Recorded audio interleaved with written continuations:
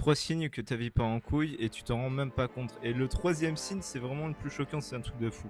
Le signe numéro un, c'est que tu te couches tous les soirs en étant motivé. Tu te dis: «Oh mais demain je me lève tôt, demain je bosse sur mon projet, demain je fais du sport», mais ce lendemain-là n'arrive jamais et ça constamment. Tu n'arrives pas à tenir tes promesses. Le signe numéro 2, c'est que tu consommes du contenu de développement personnel tous les jours, mais ta vie, elle ne change pas d'un centimètre depuis 6 mois.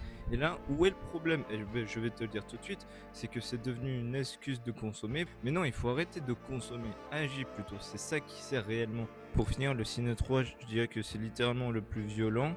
C'est quand quelqu'un réussit et que toi, t'es là, comme un con. Alors t'es content pour lui, hein. Mais au fond, toi, tu ressens cette rage que t'es une grosse merde parce que toi, tu n'as pas cette satisfaction de te dire que tu as réussi. Si t'en es là, il faut absolument que tu comprennes un truc, c'est qu'à cause de ça, bah t'as 25 projets, mais t'en réalises concrètement aucun. Ça, bah c'est pour ça que les gens autour de toi, bah ils te prennent plus du tout au sérieux. C'est parce que tu dis des choses, tu dis que t'as des projets, que t'as des rêves, mais tu les réalises pas, hein. C'est même pas tu essayes, non.